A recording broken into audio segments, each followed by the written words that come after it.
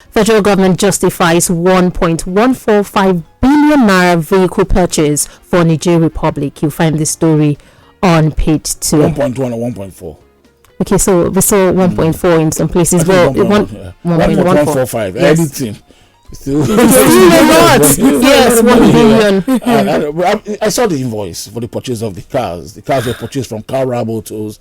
𝐼𝐍𝐬 Motors is owned by a member of the House of Representatives. It was a direct deal, from the office of the Accountant General. Pay this money to this man, let him supply these cars to Niger. Did not go through procurement. Did not go through oversight of the National Assembly. It's an abuse of the process, and that's not how to gift gifts to countries. It doesn't look good. It's bad for the optics, especially at this time. In a country where the lamentation in this country is too big. The Russian-Ukraine war is ongoing. Countries who produce oil like Nigeria are smiling to the banks, because they're making millions of dollars, billions in some cases. The major oil companies, Aramco, British Petroleum, Shell, they are all smiling to the banks. In Nigeria, we are recording massive, zero gain from this oil boom because of a very badly managed economy. Zero gain. There's massive oil theft that's unattended to. There's a subsidy regime that's crippling the economy. There's a country where you can't even service our debt. Entire revenue cannot service the debt. That's the economy we live in. So the outlook is very poor. And then without National Assembly approval, without any sort of prodding, the government spends a large amount of money to give Niger. And the question is like Balotelli asks, why always me? The question is, why always Niger? It's only the that surrounds Nigeria. Benin Republic here. Don't be someone Nigeria. Yes. What of Chad? What of Cameroon? Only Niger. Anyway, simple. President Buhari's father migrated from Niger to Daura.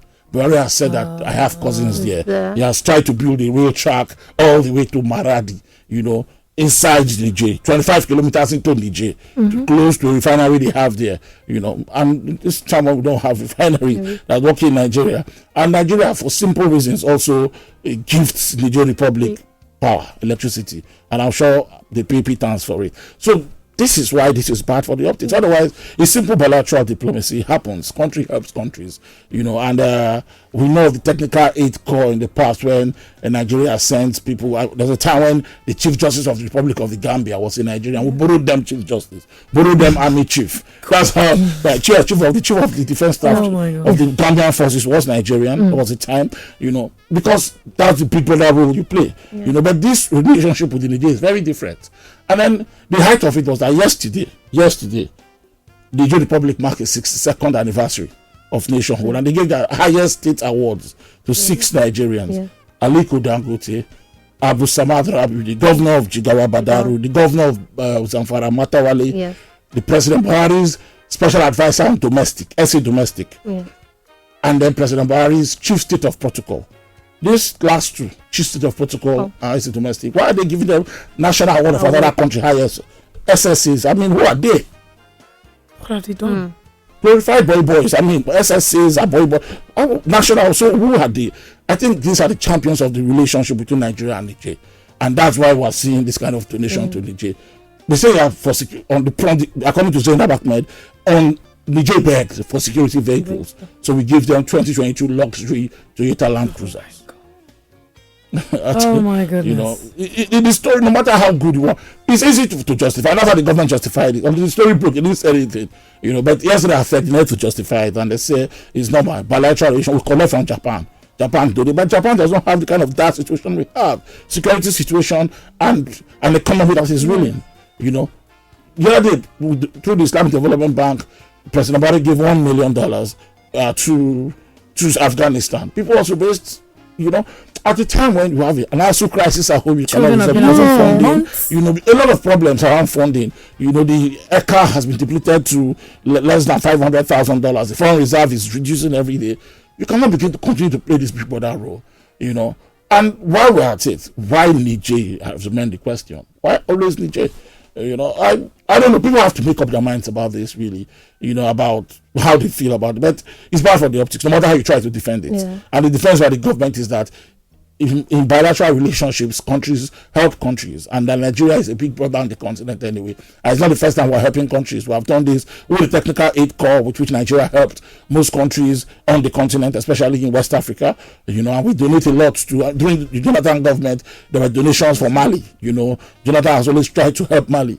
So it's not new, but the outlook of this particular one, because they tried to hide it in the first place, the procurement process that was violated, and then the fact that it's not good through any oversight of the National Assembly, including the fact that it is Niger again, is why it has raised question on the outrage. But I don't think anybody bothers in Aso Rock.